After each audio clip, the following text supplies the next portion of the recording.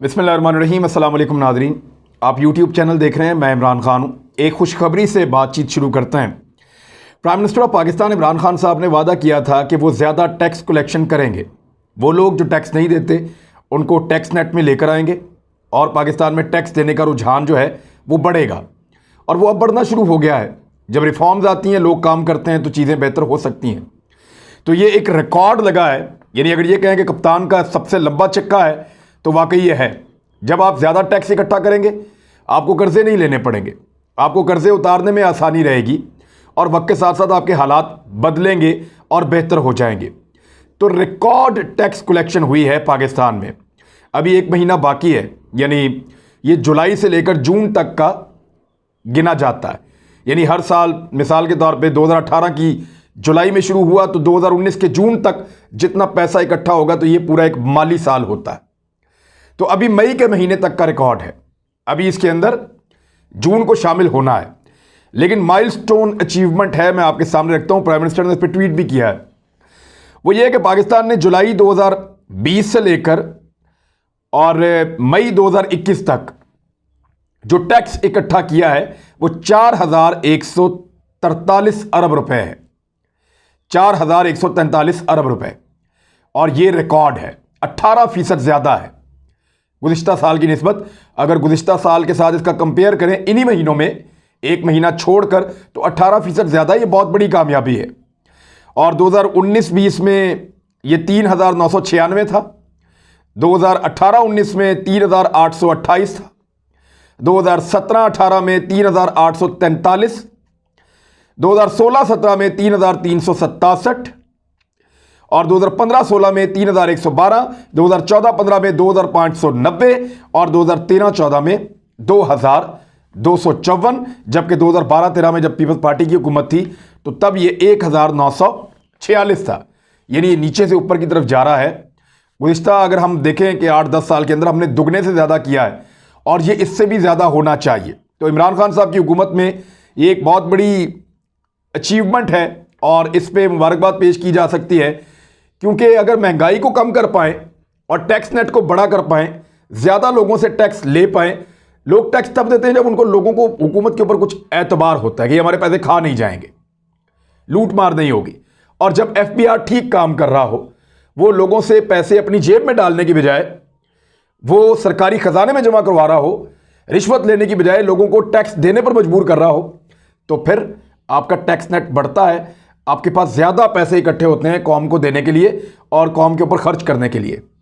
देखिए, याद रखिएगा, ये साल कोरोना से मुतासिर तरीन साल है। इस साल में कारोबार को बहुत नुकसान पहुंचा है।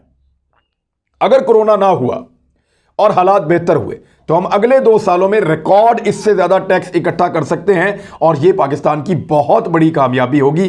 मैं उम्मीद करता हूं कि अगर ये वबा, अल्लाह ताला हमारी इससे जान छुड़ाए, हमारा मार्केट और हमारा जो कारोबार है वो पूरे तरीके से खुले, पाकिस्तानी खुलकर काम करें, और फिर जब हुकूमत को टैक्स दें और जायज़ टैक्स दें, तो उसमें हुकूमत का और कौम का बहुत बड़ा फ़ायदा होगा। क्योंकि इसमें जो तगड़े लोग हैं, जो ताजिर हैं, जो बड़े लोग हैं, उनसे टैक्स इकट्ठा किया जाता है, और जो कमज़ोर लोग हैं, जिनको सपोर्ट चाहिए, उनके ऊपर खर्च किया जाता है। तो यही होता है, हमेशा तरीक़ाकार भी यही है। तो ये एक बड़ी कामयाबी है। दूसरी जानिब भारत को एक आग लगी है, और ये बड़ा सीरियस मसला है। और वो क्यों लगी है वो मैं आपको बताता हूँ बाद में, लेकिन पहले आप अपोजिशन का एक मुतालबा सामने आया, और मेरे ख्याल में बड़ा जायज़ मुतालबा है।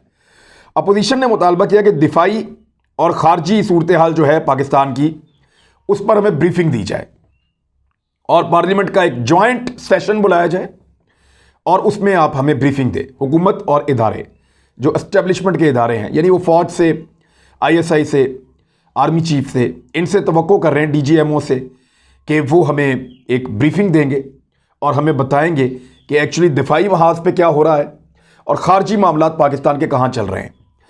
उनकी कुछ ऐसी चीज़ें हैं जो वो जानना चाहते हैं। पहले ये देख लें कि अपोजिशन जानना क्या चाहती है और किस बारे में बात करना चाहती है। और ये बातें बिला वजह ऐसे हवा में नहीं हैं, इनके अंदर कुछ ना कुछ ऐसा है जिस पे उनको तशवीश है। और क्योंकि वो सारे वोट लेकर आए हैं, तो उनका हक है कि वो सवाल पूछें और उनको जवाब मिलने भी चाहिए। और वो अपोजिशन जो पार्लियामेंट से भाग रही थी, जो इस्तीफे देने की बात कर रही थी, क्योंकि ये मुतालबा PDM के प्लेटफॉर्म से आया है, जो इस्तीफे देना चाहती थी, जो पार्लियामेंट को जाली कहती है, जो पार्लियामेंट में बैठना पसंद नहीं करती, अब वही अगर कह रही है कि पार्लियामेंट में आए और आकर हमें जवाब दें, तो ये बड़ा पॉजिटिव है। हुकूमत को इससे फ़ायदा उठाना चाहिए, क्योंकि हुकूमत के बकौल उनकी दिफाई और खारजी पॉलिसी बहुत अच्छी है। तो इसके ऊपर वो पॉइंट स्कोरिंग करें, आकर बताएं कि हमने ये किया, ये किया, ये किया, इससे ये हासिल किया और ये हमारी जगह, यहां पे हम खड़े हैं।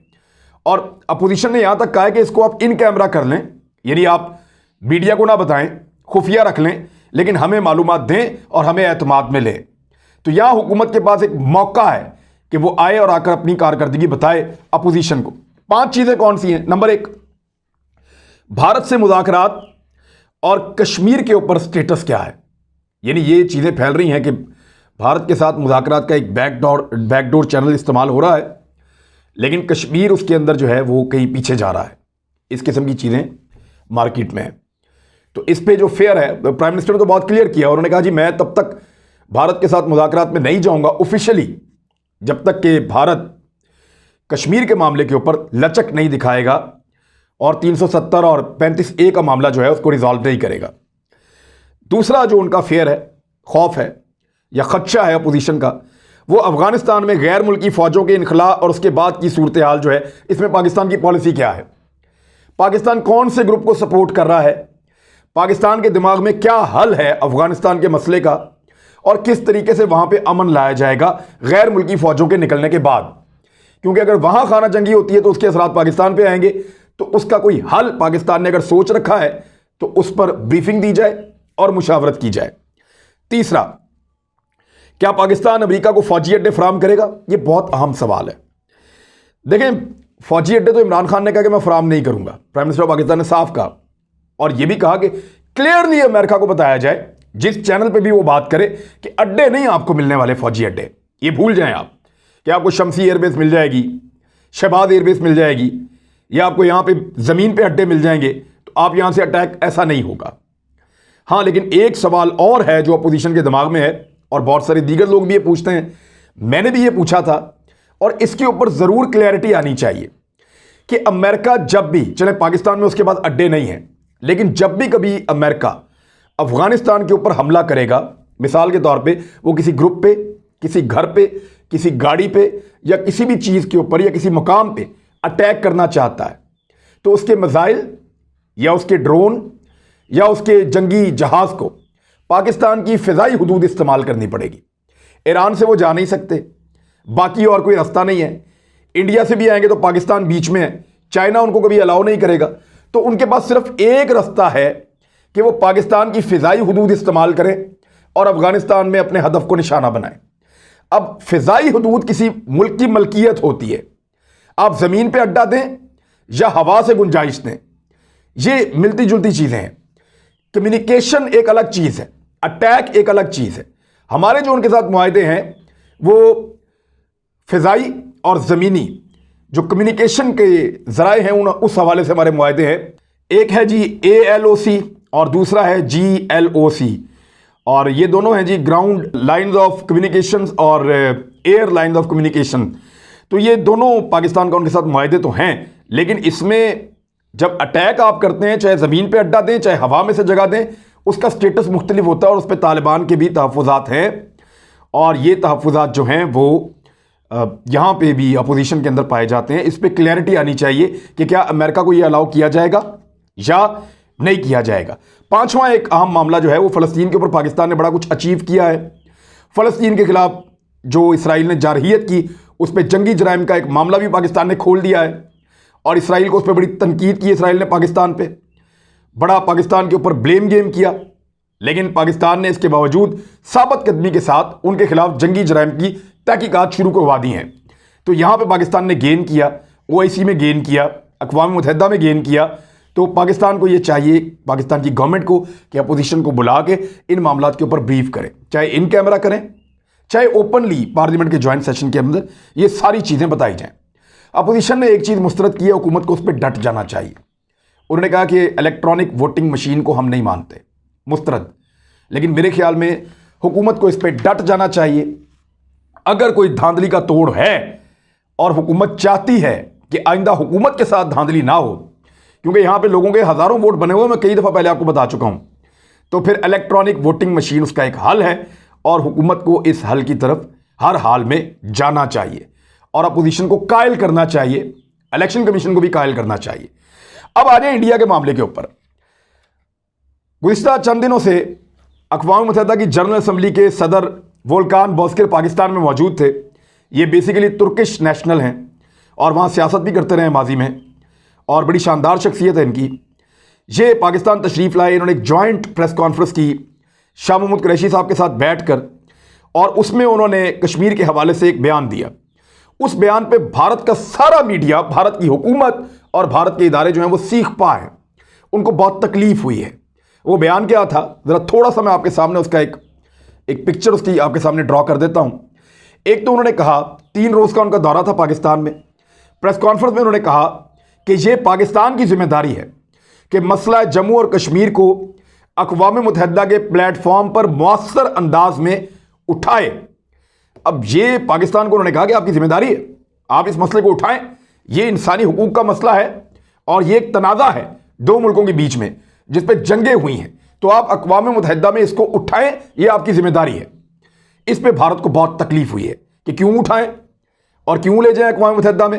अब उन्होंने जो तनकीद की, बाद में आता हूं, इन्होंने और कहा वोल्कान बोस्किर ने कि मसला कश्मीर और मसला फ़लस्तीन ये एक बराबर है।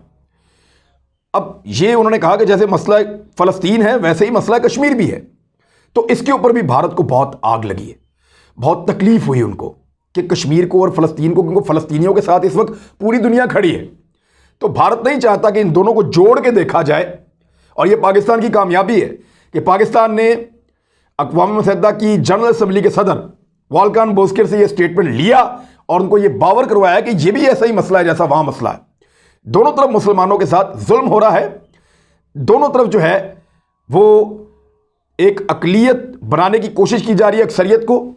तो ये उन्होंने फिर स्टेटमेंट दिया और इसके ऊपर जो है वो बहुत ज़्यादा भारत के अंदर शोर है।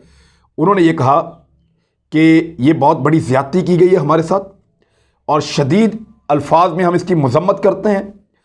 ये बयान हमें नाकाबिल कबूल है और ना ही किसी और आलमी तनाज़े से इसको तशबीह दी जा सकती है। कश्मीर और फ़लस्तीन के अंदर आप तशबीह भी ना दें, ये भी उन्होंने कहा।